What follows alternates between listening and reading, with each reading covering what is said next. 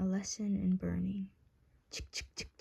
I twist the key to my car. It's taking a while to turn on, old and gone unused for many years. A gray Honda Civic, the shiny coat scraped off from the wind and rocks. Close my eyes for a second when I hear the familiar, terrifying rumble of the engine starting up. Raising my fist, I slam it into my skull a couple times before taking a deep breath and placing my trembling hands on the leather wheel. Driving used to come easy to me. I'd been doing it for 15 years, after all. Dodging the cars that flew by, cutting off the motorcycles that foolishly attempted to get past me. Driving came so easy to me that I could lean back in my stained cloth seat every day, one hand on the wheel, and make small talk on the phone. It came easy before a rainy day and mud slick on my wheels, the screams that seemed to echo forever and ever in my blown eardrums. Before I attended the funerals of 46 children, one by one, and fell to my knees and cried and cried and cried at everyone. Before 45 mothers screamed at me and beat me and slapped me, and I stood there and felt nothing, because I already pained too much to feel anymore. Before I stood stoic one day, red eyes raised to the sky, tracing a dinosaur cloud with my vision, bracing for more beratement from Sam's mother, who looked at me, stepped forward, took me in her arms instead. Took me in her arms and stroked my head and murmured in my ear until I started shaking.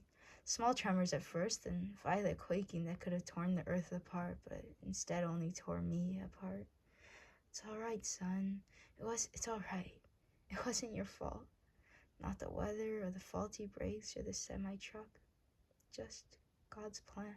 That's all it was. What is there left to do but accept his plan? Sam's mother whispers through her breaking voice. No, I can't. I was meant to keep them safe, ma'am. It was my only job, my only damn purpose in my miserable existence.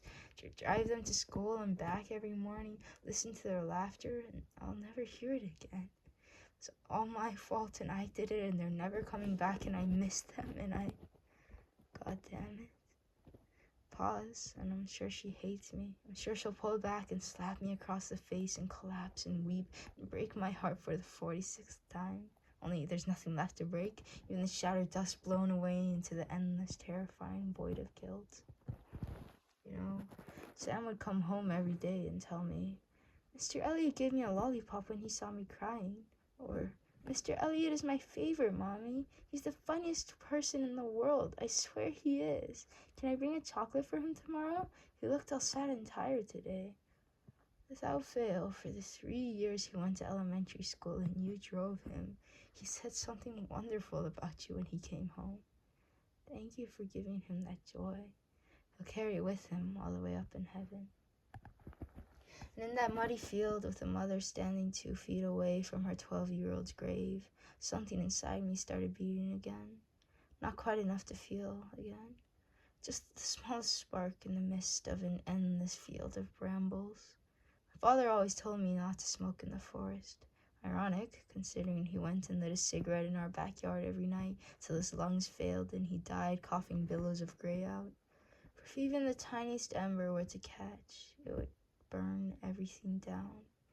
But perhaps burning isn't such a horrible thing. Perhaps it can resuscitate. It's unimaginable, life-altering pain, but pain means I'm alive. It means I can feel.